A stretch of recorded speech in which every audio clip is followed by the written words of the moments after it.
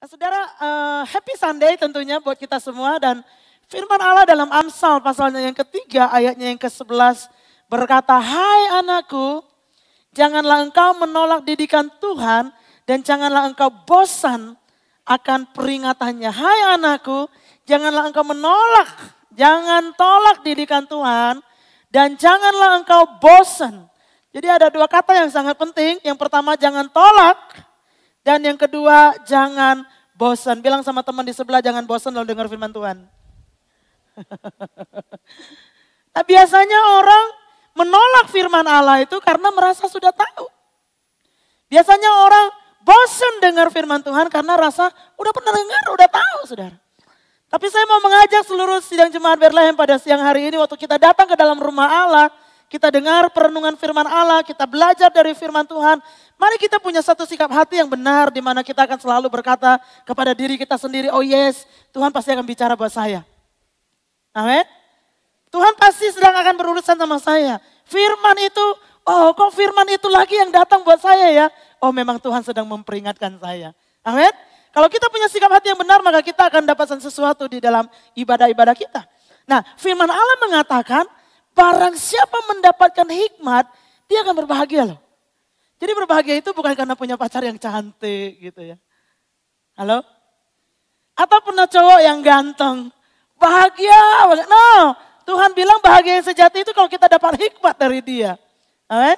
Nah, sebab itu kita perlu membuka hati dan belajar. Hikmat, ada begitu banyak hikmat firman Allah katakan. Dan pada siang hari ini secara khususnya kita kembali akan belajar tentang God is above all. Tuhan di atas segalanya, yang merupakan tema sepanjang bulan ini. Ya. Dan saudara-saudara, kita perlu melihat dari kebenaran firman Allah. Apa yang menunjang nilai ini yang kita sedang bangun di gereja ini. Saudara siap untuk firman? Tadi baru pembukaan. Jadi satu ketika Paulus menuliskan surat ini kepada jemaat yang ada di Efesus. Paulus menuliskan kepada orang-orang percaya yang ada di satu kota yang sangat luar biasa.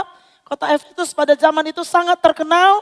Ya, yang sangat terkenal dengan perpustakaannya yang luar biasa. Hikmat di sana yang sangat luar biasa. Dan pada waktu itu ada sekelompok orang yang percaya kepada Yesus dari pemberitaan Paulus. Rasul Paulus pada waktu itu. Dan di dalam kelompok itu terdiri dari orang Yahudi dan orang Yunani. Jadi ada Jews, ada Gentiles. Ya, kalau dalam bahasa asingnya disebutkan itu. Jadi ada kelompok-kelompok orang yang berbeda yang datang dan menyerahkan diri percaya kepada Yesus. Dan Paulus menuliskan surat ini kepada mereka untuk memperingatkan mereka, hey, walaupun kita datang dari kelompok yang berbeda, tapi kita adalah satu tubuh. Kita adalah satu roh. Kita menerima satu baptisan. Kita punya satu iman di dalam Yesus Kristus. Dan kita sama-sama beriman kepada Tuhan yang sama. Yang adalah Bapa dari semua. Yang adalah Allah yang di atas semua. Dan oleh semua dan di dalam semua. Jadi ayat ini yang mendasari God is above all. Tuhan di atas semua. Dia tidak ada di antara yang lain. Dia tidak juga sejajar dengan yang lain. Tapi dia ada di atas. Nah, kata di atas ini penting untuk dimengerti oleh saudara. Karena dalam bahasa aslinya, ya, kalau bahasa Indonesia kan cuma bilang di atas. Terus ada lagi yang bilang gitu, di atas saya ada apa? Ada genteng rumah. Di atas genteng rumah ada apa? Tapi kata di atas dalam konteks ayat Alkitab ini punya pemahaman yang sangat luar biasa. Kata di atas itu berasal dari kata aslinya itu epi. Epi? Kenal gak sama Epi? Ibu gembala kita. Saudara-saudara yang punya nama Epi. Epi dalam bahasa Yunani itu berarti di atas. Di atas segala sesuatu yang sudah diciptakan. Di atas pemerintahan. Di atas kekuasaan. Tuhan itu ada di atas segala ciptaannya. Di atas segala manusia yang dia ciptakan. Di atas segala malaikat yang ada. Tuhan ada di atasnya. Epi katanya. Tuhan, Paulus sedang berkata, Tuhan itu ada di atas segalanya. Di atas segala sesuatu yang sudah ada. Di atas gerejanya, di atas jemaatnya, di atas keluarga kita semua. Amin. Nah Bapak Saudara, makanya Tuhan ada di atas masa depan kita, Dia juga ada di masa lalu kita, Tuhan di atas harta kita, Tuhan atas karir kita, Tuhan atas studi kita, Tuhan yang minggu lalu kita belajar ada di atas talenta kita, yang berbicara tentang kekayaan yang Tuhan percayakan kepada kita, dan juga berbicara tentang Tuhan di atas karunia-karunia yang diberikan kepada kita. Dan minggu lalu kita sudah belajar bagaimana mengelola dan mengusahakan talenta yang Tuhan percayakan kepada kita dengan dasar-dasar pemikiran yang sudah diberikan. Dan minggu ini kita akan melihat satu sisi yang lain, yaitu Tuhan di atas keluarga dan komunitas. Nah, bagaimana kita bisa mengimplementasikan nilai ini, menghidupi nilai-nilai ini? Langkah apa yang kita harus ambil? Apakah ada contoh-contoh Alkitab yang kita bisa ambil pelajaran yang baik supaya kita pun akan menghidupi apa yang Paulus tuliskan itu, bahwa Allah yang di atas semua itu harus ada di dalam kehidupan kita. Nah, siang hari ini kita mau belajar dari seorang yang bernama Yosua. Yosua, seorang yang sangat luar biasa, yang saya suka dengan kitab Yosua, karena ini mengencourage kita untuk punya keberanian yang ekstra untuk percaya kepada janji Allah dan semua yang Tuhan firmankan. Yosua pasalnya yang ke-24, mari siapkan catatan saudara. Yosua pasal 24 ayatnya yang ke-14 dan 15. Demikian firman Tuhan katakan, oleh sebab itu, takutlah akan Tuhan dan beribadalah kepadanya dengan tulus, ikhlas, dan setia. Jauhkanlah Allah yang kepadanya nenek moyangmu telah beribadah di seberang sungai Efrat dan di Mesir, dan beribadalah kepada Tuhan. Tetapi jika kamu anggap tidak baik untuk beribadah kepada Tuhan, kalau saudara perhatikan itu tulisannya besar semua, berbicara tentang Yahweh. Pilihlah pada hari ini kepada siapa kamu akan beribadah. Allah yang kepadanya nenek moyangmu beribadah di seberang sungai Efrat, atau Allah orang Amori yang negerinya kamu diami ini. Mari baca bersama 1, 2, 3.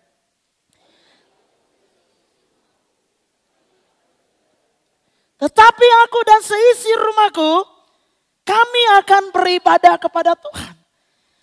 Ayat ini dalam pasal yang ke-24 juga merupakan ayat favorit dari seluruh kitab Yosua. Biasanya ayat-ayat yang selalu diingat dan selalu dihafalkan di dalam kitab Yosua itu Yosua pasal 1. Yang berkata kuatkanlah dan teguhkanlah hatimu, kuatkanlah dan teguhkanlah hatimu. Kalimat itu terus diulang-ulang dalam kitab pertama dari kitab Yosua. Tetapi ayat ini juga merupakan ayat kunci bagaimana komitmen yang kuat dan luar biasa yang lahir dari seorang yang bernama Yosua. Siapakah Yosua itu sesungguhnya? Yosua adalah seorang yang lahir sebagai budak di tanah Mesir, tetapi menjadi penakluk tanah perjanjian, yaitu tanah Kanaan. Dia lahir dalam kondisi budak. Dia lahir dalam kondisi yang tidak nyaman. Dia lahir dalam kondisi yang diperhambakan kehidupannya. Bukan kehidupan yang bebas, bukan kehidupan yang merdeka, bukan kehidupan yang pantas untuk seorang manusia sesungguhnya. Tetapi itu tidak menghalangi panggilan Tuhan di dalam kehidupannya, akhirnya dia menjadi penakluk tanah Kanaan. Artinya apa Bapak Saudara dan teman-teman yang saya kasihi? Bahwa kondisi bagaimana engkau dilahirkan, apa kondisi waktu engkau dilahirkan, apakah itu karena kecelakaan, apakah itu karena perencanaan, atau apapun kondisinya Bapak Saudara, bahwa itu tidak bisa menghalangi panggilan Tuhan dan masa depan yang Tuhan siapkan buat kita. Amin? Tidak bisa menghalangi. Bagaimana engkau dilahirkan tidak menentukan akhir daripada kehidupanmu. Bagaimana engkau dilahirkan tidak menentukan apa yang Tuhan sudah siapkan bagi engkau. Oleh sebab itu kita seharusnya bergairah di dalam Tuhan. Karena Tuhan kita tidak terganggu dengan kondisi kita. Kasihnya gak pernah berubah hanya karena kita lahir dari keluarga yang tidak baik. Atau kondisi kita waktu lahir itu tidak baik membuat dia merubah rencana. Enggak. Tuhan itu Tuhan yang sangat luar biasa. Amin. Sekali dia sudah tetapkan, engkau akan jadi. Sekali dia tetapkan, engkau akan jadi. Tapi saudara perlu lihat bagaimana kehidupan Yosua. Kenapa Yosua bisa punya ketetapan seperti itu dan Tuhan pada akhirnya dia bisa melihat penggenapan Tuhan di dalam kehidupannya. Karena dia membangun kehidupan yang sedemikian rupa di dalam hidupnya. Apa yang dia bangun Bapak Saudara? Dia menjadi seorang yang taat ketaatannya kepada Allah. Dia bangun ketaatannya setiap hari. Dia bangun hubungannya dengan Tuhan. Dia membangun keberaniannya untuk mempercayai firman Allah. Dia membangun keberaniannya untuk mempercayai janji Tuhan bagi kehidupannya. Dia juga seorang yang punya dedikasi yang sangat tinggi kepada Tuhan dan firman-Nya. Nah, ini yang kita perlu bangun di dalam kehidupan kita. Sampai kita akan melihat bagaimana Tuhan bisa pakai kehidupan kita. Amin. Saya nggak tahu berapa banyak saudara yang masih bergumul dengan masa lalu, bergumul dengan kondisi keluarga, bergumul dengan garis keturunan siapa dan siapa. Tapi selama saudara ada di dalam ruang ini pada siang hari ini, saya mau katakan bahwa semua itu tidak mengganggu rencana Tuhan. Amin. Kalau engkau mau dan sungguh-sungguh taat kepada Tuhan, berani percaya kepada firman-Nya, dedikasikan diri kita sungguh-sungguh kepada Allah dan kepada firman-Nya, maka engkau akan lihat rencana Tuhan yang sangat ajaib dan luar biasa. Saya lahir dari orang tua yang gak punya pendidikan tinggi. Saya sendiri gak punya pendidikan tinggi. Saudara. Ada orang waktu ngobrol, "Nak, kamu bukannya udah S2? Saya S3. SD, SMP, SIMEA." Tapi Tuhan gak peduli dengan itu. Wah, kita perlu mengupgrade diri, itu betul sekali saudara. Tapi jangan sampai keterbatasan kondisi kita membuat kita nggak bisa lihat something is good approaching us. Karena Tuhan sudah menyediakan. Ada sesuatu yang sangat luar biasa yang Tuhan sedang sediakan. Anak-anak muda saya mau katakan ini, jangan pernah kehilangan passion ini. Jangan pernah kehilangan mimpi. Karena God is able. Tuhan sanggup. Terlepas dari semua keadaan dan kondisimu, kondisi keluargamu, kondisi saudara-saudaramu. Sebutkan aja apa kondisimu. Tuhan gak pernah tergantung dengan semuanya itu. Dia bisa lakukan apa yang dia mau lakukan. Dan tanamkan dalam diri kita, dia punya masa depan buat kita. Apa yang dialami Yosua, lahir sebagai budak di tanah Mesir. Bisa menjadi penakluk tanah Kanaan. Saudara yang orang yang takut, sudah bisa jadi orang yang berani di dalam Tuhan. Kalau kita mau sungguh-sungguh pada Tuhan. Nah Yosua pada siang hari ini mengajarkan kepada kita. Melalui 2 ayat yang kita baca tadi Bapak Saudara. Yang pertama, ada 3 hal yang kita mau belajar pada siang hari ini.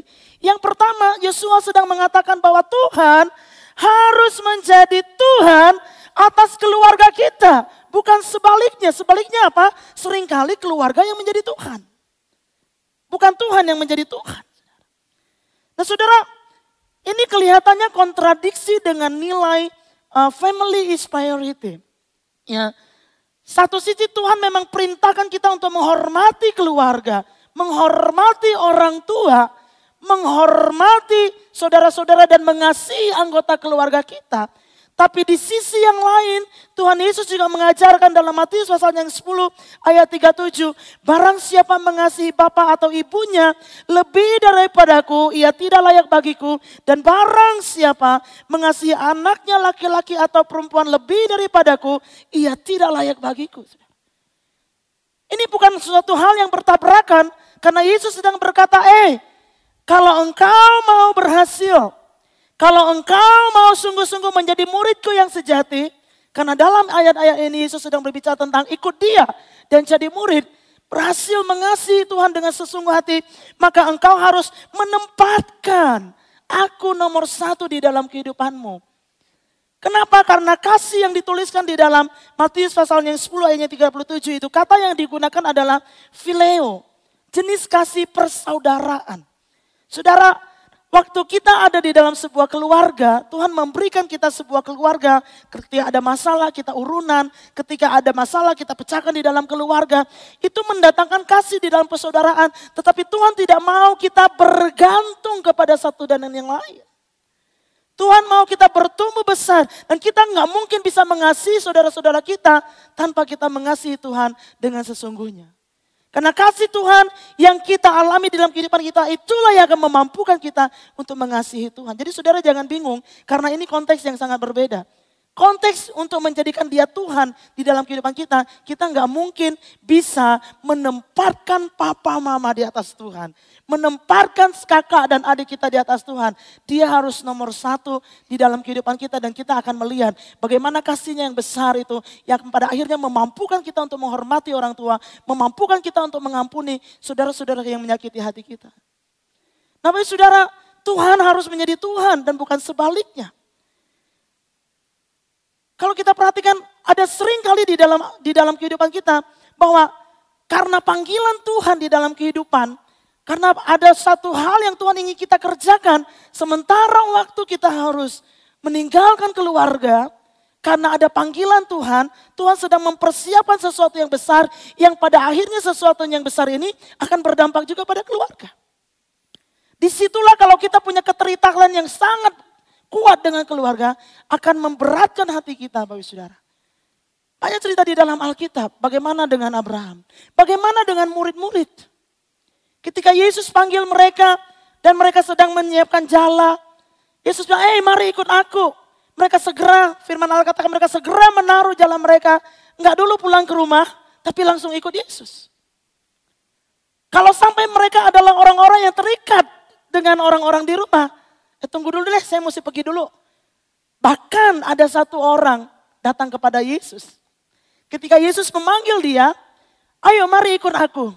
Dia datang dan dia bilang, Tuhan saya nggak bisa ikut dulu, kenapa? Saya harus kuburin papa saya lagi meninggal katanya gitu. Terus Yesus bilang apa sama dia? Biarkan orang mati menguburkan orang mati. Sebenarnya apa yang Yesus sedang ajarkan? Bahwa ketaatan kepada Tuhan itu nomor satu di dalam kehidupan kita, saudara. Nah, ada beberapa indikasi yang kita bisa lihat di kehidupan sehari-hari. Apa sih indikasinya ketika Tuhan tidak menjadi Tuhan atas keluarga, tetapi malah sebaliknya keluarga menjadi Tuhan atas kehidupan kita. Yang pertama, marah kepada Tuhan ketika kehilangan anggota keluarga. Marah sama Tuhan. Marah yang sangat luar biasa, yang menyebabkan dia nggak mau melakukan apa-apa. Dan saudara, berkabung itu manusiawi. Kalau sampai saudara nggak berkabung karena ada anggota keluarga yang meninggal, justru itu malah aneh. Berkabung itu ada di dalam Alkitab. Kalau saudara pernah baca di dalam kisahnya Ishak meninggal, kemudian Esau sangat marah dengan Yakub, ya. Dan dia marah karena Yakub telah menipunya. Kemudian Esau pernah berkata seperti ini. Nanti kalau udah lewat hari perkabungan papa, akan kubunuh Yakub. Dia bilang seperti itu. Artinya apa? Memang ada hari perkabungan. Kita yang menetapkan hari perkabungan itu mau berapa hari? 7 hari, 40 hari, 100 hari. Oke, 100 hari engkau berkabung. Tapi setelah itu engkau harus melanjutkan kehidupan. 100 hari engkau berkabung, setelah itu engkau harus menjalankan kehidupanmu seperti biasa. Bangkit, menjalankan visi, melanjutkan panggilan dan pelayanan. Kemana Tuhan panggil kita untuk melakukannya. Bangkit dan mengalami pertumbuhan di dalam iman kita. Ada orang-orang yang tidak mau ibadah. Tidak mau mengejar, bahkan mengusahakan. Enggak mau terlibat lagi dalam segala sesuatu untuk pertumbuhan hubungannya lebih dalam dengan Tuhan. Karena alasan keluarga. Marah dengan Tuhan. Demo. Saya marah karena Tuhan sudah ambil mama saya. Saya marah karena Tuhan sudah ambil orang yang saya kasihi. Saya gak mau ibadah, saya gak mau berdoa, saya gak mau baca Alkitab, saudara. Kalau sampai itu terjadi, kalau sampai kita tidak mau lagi bertumbuh lebih dalam dengan Tuhan. Dan melangkah untuk mengasihi dia. Karena kita kehilangan orang-orang yang kita kasihi. Saudara, hati-hati. Karena kemungkinan besar mereka yang kita jadikan berhala dalam hidup ini bukan Tuhan.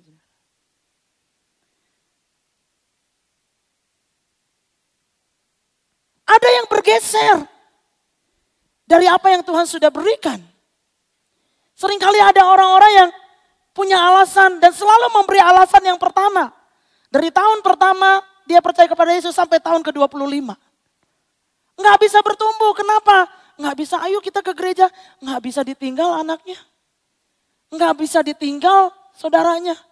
Nggak bisa ini dan nggak bisa itu. Akhirnya selalu punya alasan untuk tidak bertumbuh dalam hubungan dengan Tuhan. Dan pakai keluarga, saudara.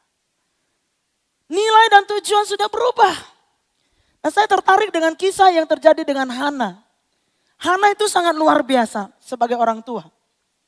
Hana sangat mengerti nilai dan tujuan kenapa Tuhan memberikan anak kepadanya. Karena hari-hari ini Ada banyak orang tua yang berkata begini, kesian anaknya jangan dibangunin lagi tidur. Ini udah jam ibadah, emang ibadah nunggu kita kan kagak. Setengah 12 ya setengah 12 mulai.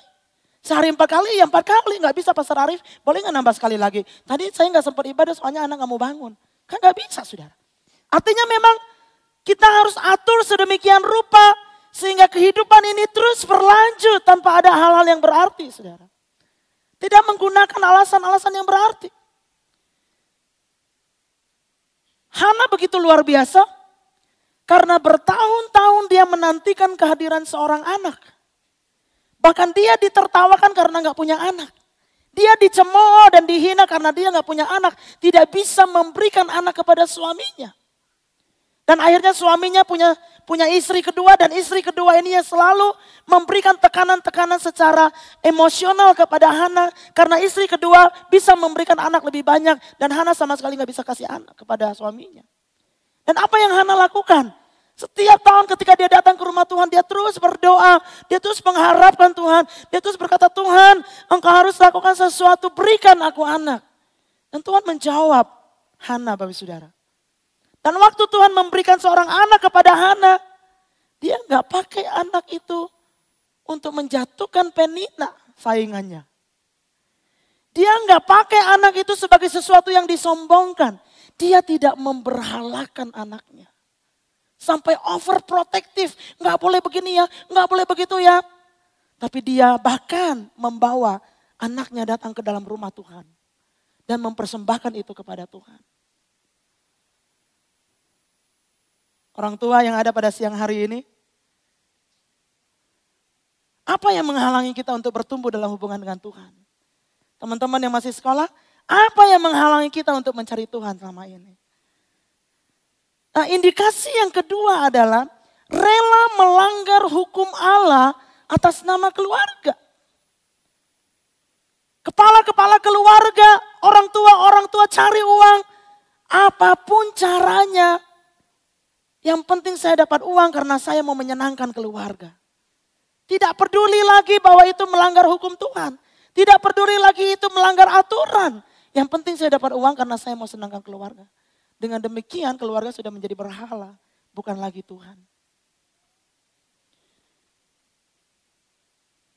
Saudara, di bagian yang kedua dari ayat-ayat ini, yang Yosua tunjukkan adalah, aku dan seisi rumahku.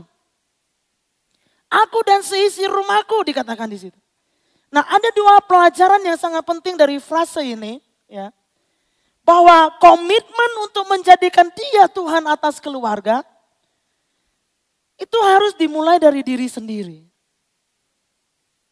Siapapun Bapak Ibu Saudara yang ada di dalam ruangan ini, saudara dan saya yang mendengar firman Tuhan pada siang hari ini. Kita nggak bisa tuntut anggota keluarga kita. Tapi kita harus memulai dari diri kita. Mulai hidup beribadah kepada Tuhan. Dari siapa? Dari diri kita. Mulai melakukan apa yang kita harus lakukan. Makanya Yosua katakan, tetapi aku. Dia gak tuntut istrinya dulu, dia gak tuntut mungkin anak-anaknya dulu. Tapi aku, dia bilang gitu. Nah ini yang kita harus katakan pada siang hari ini. Tetapi aku, saya akan tunjukkan kepada keluarga iman saya. Saya akan menghidupi kehidupan saya dan menunjukkan bahwa Tuhan tertinggi di antara yang lain. Tuhan yang paling tinggi di dalam kehidupan saya dengan menjalankan kehidupan kita, beriman kepada Tuhan, beribadah kepada Tuhan, saudara. Hidupi kehidupan yang beribadah kepada Tuhan. Karena konteks ibadah yang ditulis di dalam ayat ini adalah afet. Afet itu punya konteks percaya yang absolut. Jadi kalau saudara merindukan bahwa saya mau dong keluarga saya percaya kepada Tuhan. Harus dimulai dari diri saudara dan saya untuk percaya iman, punya kepercayaan yang absolut kepada Tuhan. Artinya dia satu-satunya Tuhan, mutlak dan tidak ada yang lain. Mutlak dan tidak ada yang lain. Tunjukkan dengan kehidupanmu bahwa engkau orang yang percaya absolut kepada Tuhan. Enggak ada yang lain. Saudara, pada saat kita membuka diri untuk percaya kepada hal yang lain, untuk omongan-omongan di luar daripada iman kepada Yesus Kristus, sebenarnya kita bukan percaya absolut kepada Tuhan. Sebenarnya kita tidak sedang menghidupi bahwa Tuhan adalah di atas segala-galanya. Kekuasaannya, kehebatannya saudara. Berapa banyak saudara yang pernah ketemu dengan paranormal, ya. Dan paranormal itu mereka pinter, tapi percayalah Tuhan lebih pintar dari mereka. Paranormal itu kelihatan punya kuasa, tapi Tuhan lebih berkuasa dari mereka. Saudara seringkali nggak minta, dia suka bilang, ada yang ngikutin loh, ada yang ngikutin. Seringkali kita nggak nanya, dia datang ke toko, ada buaya di depan pintu toko. Nah, tahukah saudara, hal-hal seperti mistik dan lain sebagainya, dan berhala-berhala di penyembahan-penyembahan yang lain, minta berkat kepada roh meninggal dan lain sebagainya. Pada saat kita percaya pada hal seperti itu, engkau sedang tidak menempatkan Tuhan di atas yang lain. Engkau sedang tidak menempatkan Tuhan pada tempatnya yang tertinggi. Supreme position. Tempat yang tertinggi. Nah saudaraku, dalam kasih Tuhan, jangan tuntut orang lain. Hidupi yang pertama ibadah kepada Tuhan, yaitu percaya yang absolut kepada Tuhan. Percaya yang mutlak kepada Tuhan. Percaya kepada kuasa namanya. Percaya bahwa dia sanggup menolong kita. Tidak menempuh jalan pintas. Itu yang kita harus tunjukkan di dalam keluarga. Nah ibadah, kata yang diulang-ulang afet, yang diulang berkali-kali di dalam 2 ayat tadi, juga memiliki konteks bekerja. Bekerja adalah bagian dari ibadah. Bekerja, pekerjaan yang tentunya sesuai dengan nilai-nilai firman Allah. Ya. Kalau ada kerjaan-kerjaan yang nipu, itu bukan itu yang dimaksudkan. Tetapi bekerja yang jujur, bekerja yang sehat, bekerja yang normal, pekerjaan itu adalah bagian dari ibadah kita kepada Tuhan. Makanya pada saat bekerja kita perlu takut akan Tuhan. Pada saat kita belajar menjadi seorang pelajar, mahasiswa-mahasiswi, ataupun SMA atau SMP, kita perlu punya roh takut akan Tuhan, karena itu adalah bagian dari ibadah kita. Bagian dari ibadah, saudara. Jadi ibadah tidak cuma hari Minggu tok. Mau kemana? Ibadah. Mau kemana? Kerja. Jadi seolah-olah ada perbedaan antara ibadah dan kerja. Ibadah hari Minggu adalah bagian penyembahan kepada Tuhan. Bagian dari ibadah yang sesungguhnya. Ibadah yang sesungguhnya itu bukan cuma mencakup hari Minggu, tapi mencakup pekerjaan yang kita lakukan. Kehidupan kita sehari-hari. Pelayanan yang kita lakukan. Nilai apa yang kita layanin. Budaya apa yang kita hidupi. Tubuh ini ngelayanin apa? Itu ibadah, saudara. Nah kita akan lihat nanti lebih lanjut lagi, saudara. Kepada siapa kita menghambakan diri? Nah, aku dan seisi rumahku, poin yang pertama, komitmen menjadikan dia Tuhan atas keluarga harus dimulai dari diri sendiri. Katakan, harus dimulai dengan diri sendiri. Harus dimulai dengan saya. Komitmen untuk menjadikan dia Tuhan yang mutlak dan hidup beribadah kepada dia. Dan yang kedua, seisi rumahku, kata bait, memiliki konteks rumah, ya. Yang pertama, a movable house, yaitu tenda. Jadi pada waktu Joshua bersama umat Israel, mereka dalam perjalanan keluar dari Mesir masuk ke tanah perjanjian, di situ mereka bangun tenda. Karena mereka enggak menetap, Bapak Ibu Saudara, tetapi tenda. Karena ketika tiang awan dan tiang api berjalan, mereka harus kemas dan ikutin tiang awan dan tiang api. Jadi konteks bait yang disebutkan di sini, atau aku dan seisi rumahku, kata rumah di situ, itu memiliki pengertian tenda. Ya, yang kedua memiliki pengertian rumah yang diserahkan kuncinya. Rumah kontrakan saudara, rumah apa saja yang saudara ada di dalam satu komunitas di mana kita ada. Rumah di mana orang tinggal. Habitat sebuah keluarga. Keturunan keluarga. Harta, segala sesuatu yang ada di dalam rumah yang menjadi milik kepunyaan sebuah keluarga. Jadi begitu kita dengar Yosua berkata, aku dan seisi rumahku, kata rumahku itu sangat luas. itu bukan cuma berbicara tentang istri dan anak-anaknya, tapi itu berbicara tentang budak yang melayani di dalam rumah mereka, itu berbicara tentang pembantu yang ada di dalam rumah mereka, itu juga berbicara tentang anggota keluarga lain yang dititipkan kepada mereka, itu juga berbicara tentang di mana dia pergi ada komunitasnya. Makanya Tuhan bukan menjadi Tuhan hanya dalam keluarga, tapi di dalam komunitas. Karena kata bait ini mempunyai pengertian yang sangat luas sekali. Yosua tidak sendirian, tetapi dia dan seisi rumahnya. Bukankah itu panggilan untuk kita semua? Tuhan memanggil kita untuk hidup beribadah kepada Dia, bukan cuma untuk diri kita tok. Bukan cuma hanya saya yang beribadah kepada Tuhan.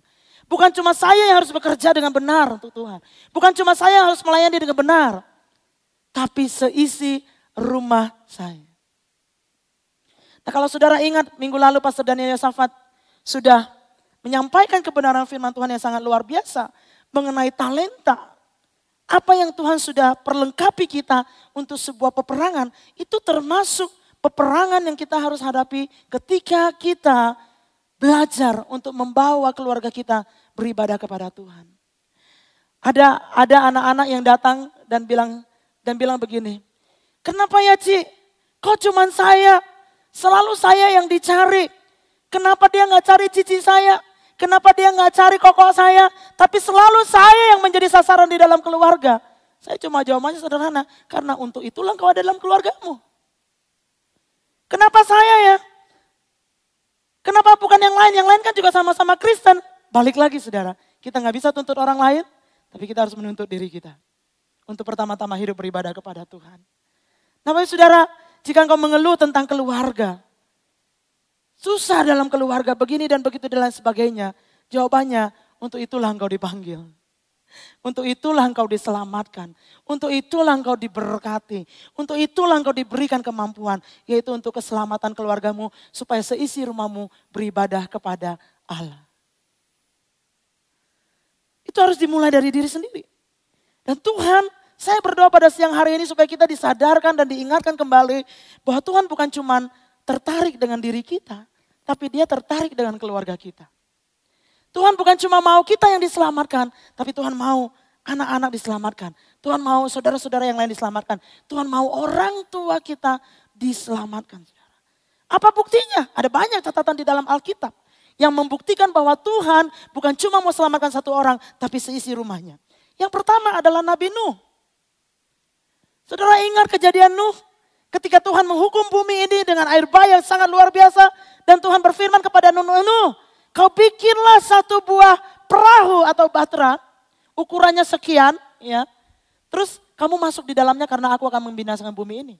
Tuhan gak bilang cuma Nuh yang masuk ke dalamnya. Kalau waktu itu Tuhan bilang, udah Nuh kamu masuk aja ke dalam, udah yang lain ditinggalkan semua. Saudaraku, saya yakin Nuh akan jawab sama Tuhan, kalau cuma saya sendiri, baterainya kegedean Tuhan. Tapi Tuhan menyelamatkan Nuh, dan ada berapa orang yang selamat pada waktu itu? 8 orang pasti dari sekolah minggu. Nuh, suami istri, 3 anak dan 3 mantu, totalnya 8. Seisi rumah Nuh diselamatkan saudara. Zakius, perjanjian baru. Apa yang terjadi dengan Zakius? Ketika dia panjat pohon ara dan dia lihat Yesus, terus Yesus bilang apa sama dia? Zakius turun. Kalau Yesus cuma interested dengan Zakius, dia cukup bilang begini, hari ini engkau selamat. Selesai. Tapi apa yang Yesus katakan? Turun Zakius, saya mau menumpang di rumahmu. Aku harus menumpang ke rumahmu. Kenapa? Karena di rumah Zakius ada istrinya, kemungkinan ada anak-anaknya, kemungkinan ada mantunya, kemungkinan ada hamba-hambanya. Siapa lagi yang saudara bisa sebutkan? Petrus. Yesus nggak cuma interested sama Petrus dan menjadikan dia murid melayani Yesus. No. Alkitab mencatat dan hari ini bukti sejarah masih ada kalau saudara ke Israel. Di kota Kapernaum yang masih ada sisa reruntuhan. Di situ ada bekas rumah ibu mertua Petrus yang dicatat di dalam Alkitab. Waktu itu dia sakit dan Yesus datang. Kalau dia punya ibu mertua otomatis dia punya istri. Jadi Yesus nggak cuma urusan sama Petrus toh. Tapi dia urusan sama mertuanya loh. Artinya apa? Petrus dan seisi rumahnya. Sakius dan seisi rumahnya. Nuh dan seisi rumahnya. Kepala penjara Filipi dan seisi rumahnya. Lydia, pengusaha kain ungu dan seisi rumahnya. Saudara-saudara dan saya dan seisi rumah kita. Amin. Tuhan tertarik, saudara. Nah, saudara mungkin berkata, oh kayaknya nggak mungkin. Tidak ada yang tidak mungkin dengan Tuhan. Karena segala perkara Tuhan bisa lakukan. Amin Bapak Saudara.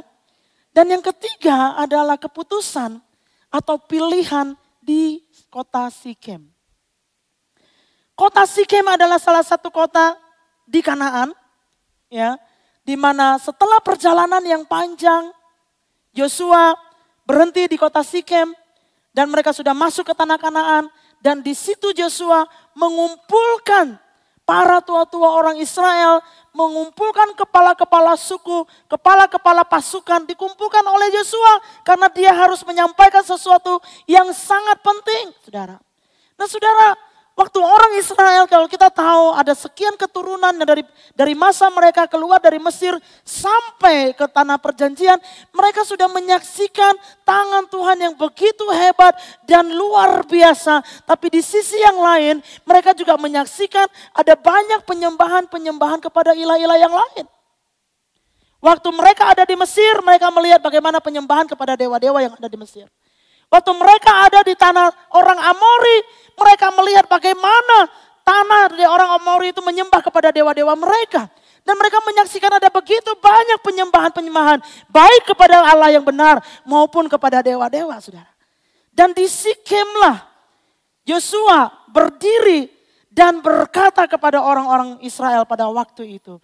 Dia bilang, hei, kalian tahu sejarah orang Israel, sejarah bangsa kita, bahwa Tuhan sudah memanggil Abraham untuk keluar dari tanah Ur Kasdim dan mereka melahirkan keturunan yang luar biasa sampai dia ceritakan tentang kebesaran Tuhan mengeluarkan bangsa Israel dari tanah Mesir dan membelah laut Teberau dan ada banyak kejadian-kejadian di mana sungai Yordan menjadi kering, ada banyak mujizat yang Tuhan perlihatkan, ada banyak hal yang luar biasa yang Tuhan pertontonkan.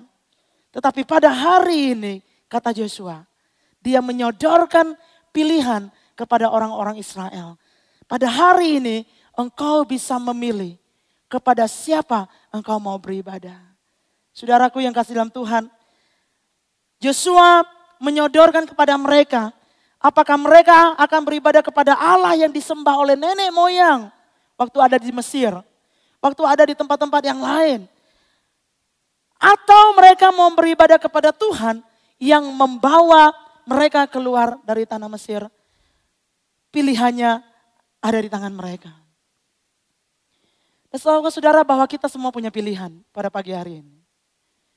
Kita sampai hari ini masih punya pilihan. Selalu ada yang bisa dipilih. Walaupun kita sudah orang Kristen puluhan tahun. Sudah keturunan ketiga jadi orang Kristen, tapi kita tetap punya pilihan.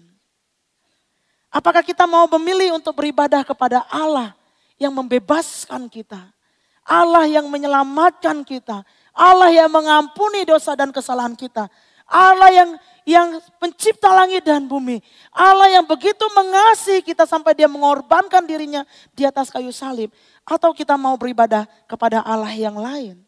Selalu ada pilihan, itu poinnya Bapak Saudara. Waktu kejadian di Sikem. Yang kedua, atau saudara sedang ada di Sikem seperti Yosua. Dan saudara sedang berkata, hei, engkau sudah menyaksikan kebesaran Tuhan yang begitu luar biasa. Dan berkata, aku akan menyembah Allahku. Dan tidak akan membiarkan seisi rumahku menyembah kepada Allah yang lain. Kita juga tetap punya pilihan. Saudara mau memilih untuk beribadah kepada Tuhan? Atau saudara mau memilih untuk beribadah kepada ilah yang lain, itu adalah pilihan kita. Yang kedua, kita juga bisa memilih untuk keluarga kita. Apakah kita mau membiarkan keluarga kita menyembah kepada ilah yang lain, atau kita mau berkata, aku sudah menyaksikan loh, aku sudah merasakan loh, aku sudah mengalami cinta Tuhan yang begitu luar biasa, kuasanya, kemuliaannya, kebesarannya, janjinya yang begitu luar biasa. Oleh karena itu aku tidak akan membiarkan keluargaku menyembah kepada yang lain, tetapi hanya kepada Dia saja. Itu adalah pilihan kita, saudara. Nah, Bapak Saudara, Paulus mendaftarkan ada minimal 10 berhala bentuk modern yang ada sekarang ini. Dari kitab Kolose, pasalnya yang ketiga, ayat 5, 7, dan 8. Saudara mungkin berkata, oh enggak, saya enggak menyembah Tuhan yang lain. Saya menyembah Dia yang menyelamatkan kehidupan saya. Tapi mari kita sadari dan kita mau ingat kembali bahwa berhala itu tidak selalu berbentuk patung yang kita sembah atau berbentuk yang lain-lain. Tapi berhala hari-hari ini dalam bentuk yang tidak kelihatan. Dan mari kita lihat apa itu. Yang pertama, percabulan. Apakah daging kita selalu melayani percabulan? Karena ingat, ibadah yang Yosua maksudkan tadi juga melayani. Tubuh ini melayani apa? Yang kedua, kenajisan. Yang ketiga, hawa nafsu. Tidak terkendali. Aduh gak bisa tahan deh kalau lihat dia mah. Aduh gak bisa tahan deh kalau gak makan. Aduh gak bisa tahan deh kalau gak main games. Aduh gak bisa tahan deh kalau gak nonton sinetron. Aduh gak bisa tahan deh kalau nggak ngobat. Aduh gak bisa tahan deh kalau nggak yang lain-lain, hobi saudara apa saja yang saudara bisa sebutkan. Hawa nafsu. Apakah kita menjadi orang-orang yang tidak terkendali? Karena begitu kita tidak terkendali, sebenarnya tubuh ini sedang beribadah kepadanya. Melayani hal-hal itu. Ketergantungan emosi. Mau makan ingat dia. Mandi ingat dia. Mau tidur tengah malam setengah bangun aja kaget ingat dia. Apa saja yang membuat pikiran kita terganggu sehingga kita tidak bisa konsentrasi dengan Tuhan. Dengan doa kita kepada Dia. Dengan persekutuan dalam pembacaan firman Allah. Hati-hati saudara. Kita kemungkinan terjerat penyembahan berhala. Walaupun saudara nggak pasang dia di depan terus saudara sembahyang gini. Enggak sih, bukan itu. Tapi tubuh ini sedang melayani dia. Jiwa ini sedang melayani dia. Bahkan roh ini sangat terikat kepadanya. Nafsu jahat, keserakahan, marah.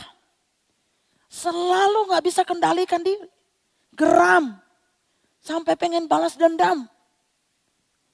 Bukan pengen lagi, udah balas dendam. Kejahatan, fitnah, kata-kata kotor. Nah, jika diri kita setiap hari memilih untuk terus ada di dalam hal seperti ini, maka sebenarnya kita sedang menyembah dan beribadah kepada Allah yang lain. Kita sedang melayani kemarahan kita. Kita sedang melayani roh perzinahan yang ada dalam diri kita. Kita sedang melayani roh percabulan yang ada dalam diri kita.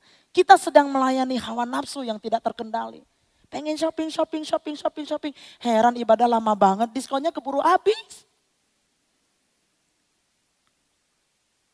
Kenapa mesti ada communal prayer? Itu padahal ya Selasa ini nih serial terakhir tuh. Jamnya pas lagi. Oce ketua live. Ketua live apa gak ngerti apa ya? Udahlah pura-pura sakit perut aja gak ke gereja. Kita tidak mengejar pertumbuhan rohani kita. Segala sesuatu yang menghalangi kita untuk menerobosi, untuk mendalami hubungan kita dengan Tuhan, disiplin-disiplin rohani, saudara, kita cenderung jatuh dalam penyembahan kepada Allah yang lain. Atau mungkin saudara berkata pada siang hari ini, puji Tuhan sih pastor, saya sudah beribadah kepada Tuhan, saya benar-benar enggak. Buktinya saya puasa kok, jadi saya bisa tahan nafsu saya. Buktinya saya begini, buktinya saya begitu. Oke, bagaimana dengan keluargamu? Bagaimana dengan anak-anakmu yang terikat dengan gadget? Bagaimana dengan suami yang mungkin terikat dengan perzinahan? Bagaimana dengan istri yang mungkin terikat dengan roh perjudian? Bagaimana dengan istri yang terikat dengan gosip? Orang tua yang terikat dengan gosip dan fitnah dan lain sebagainya. Apakah kita punya komitmen pada siang hari ini? Saudara, semua Allah palsu dapat menghentikan kita dari menyembah Tuhan yang benar. Kalau diri kita sendiri pada siang hari ini tidak mengambil keputusan untuk beribadah kepada Allah, melayani Tuhan, menjadikan dia Tuhan yang absolut di dalam kehidupan kita, supreme position, dia ada tempat yang tertinggi di dalam kehidupan kita, maka perjalanan kita untuk menjadikan dia Tuhan atas keluarga kita akan menjadi berat. Tapi kalau pada siang hari ini, kita mau datang kepada dia dan berkomitmen, Tuhan, terima kasih. Aku sudah menyaksikan kehebatanmu, aku sudah menyaksikan dan mengalami kasih-Mu yang begitu luar biasa dalam kehidupanku. Dan pada siang hari ini, aku memilih untuk beribadah hanya kepada Tuhan. Bukan cuma diriku yang akan beribadah kepada Tuhan. Aku memutuskan dan aku mau pastikan dan aku mau upayakan dan aku mau pertontonkan kasih-Mu di dalam keluargaku. Supaya mereka juga akan hidup beribadah kepada Tuhan. Amin bagi saudara. Biar firman Tuhan menolong kita pada siang hari ini. Tidak menjadi orang-orang yang egois. Yang menikmati kasih karunia Allah sendirian. Tetapi biarlah rumah kita. Seisi rumahku. Aku dan keluargaku. Kami akan beribadah kepada Tuhan. Berapa banyak saudara rindu datang beribadah di dalam rumah Tuhan bersama dengan keluarga? Haleluya. Berapa banyak saudara yang rindu bahwa kalau saya dapat pasangan nanti, saya membayangkan bahwa dia juga ada di sebelah saya, beribadah bersama-sama, bertumbuh di dalam rumah Tuhan, bertumbuh di dalam pengenalan akan Allah, bertumbuh dalam pengalaman-pengalaman dengan Tuhan. Wow, kalau saudara merindukan itu, saudara ada di tempat yang tepat. Karena pada siang hari ini kita sedang belajar untuk menomorsatukan Tuhan di dalam kehidupan kita bahwa dia ada di atas segalanya. Komitmen ini kita pegang dan kita akan belajar bagaimana mendemonstrasikan kasih Tuhan di tengah-tengah keluarga kita. Dan lihat bagaimana Tuhan akan menolong kita untuk membawa mereka datang kepada dia. Dan keluarga kita diselamatkan. Mari tundukkan kepala saudara. Mari berdoa kepada Tuhan. Saya berdoa firman Tuhan pada siang hari ini akan mengingatkan kembali kepada kita. Bahwa ada keluarga kita yang perlu diselamatkan. Ada keluarga kita yang perlu kita doakan. Ada orang tua kita yang perlu kita doakan dan kita upayakan dan kita perlihatkan kasih karunia Tuhan kepada mereka. Supaya mereka juga hidup beribadah kepada Allah. Karena tidak mungkin ada kebahagiaan yang sejati kecuali kita hidup beribadah kepada Tuhan. Hidup takut akan Dia. Kalau saudara merindukan anggota keluarga saudara beribadah kepada Tuhan. Seperti saudara belajar untuk mengenal Tuhan pada siang hari ini. Berbicaralah kepada Tuhan karena dia ada di tengah-tengah kita. Dia sedang melihat engkau. Dia sedang mendengarkan suara hatimu. Dia sedang mendengarkan doamu. Berdoalah kepada dia dan katakan, Tuhan, pakai saya. Atau mungkin selama ini saudara ada di antara kita yang kehidupannya sedang melayani ilah-ilah zaman modern sekarang ini. Kita sedang melayani uang. Kita sedang melayani kemarahan kita yang gak terkendali. Kita sedang melayani hawa nafsu yang jahat. Bertobatlah pada siang hari ini. Dan Tuhan akan pulihkan kita. Terima kasih. Sementara saudara berdoa. Biarkan singers akan menolong kita untuk menyanyikan pujian ini. Renungkan firman Tuhan dan naikkan doamu kepada Dia. Mumpung kita masih ada bersama-sama di dalam rumah Tuhan. Naikkan pujian kepada Tuhan dan doamu kepada Dia. Dia mendengarkan engkau. Terima kasih Tuhan.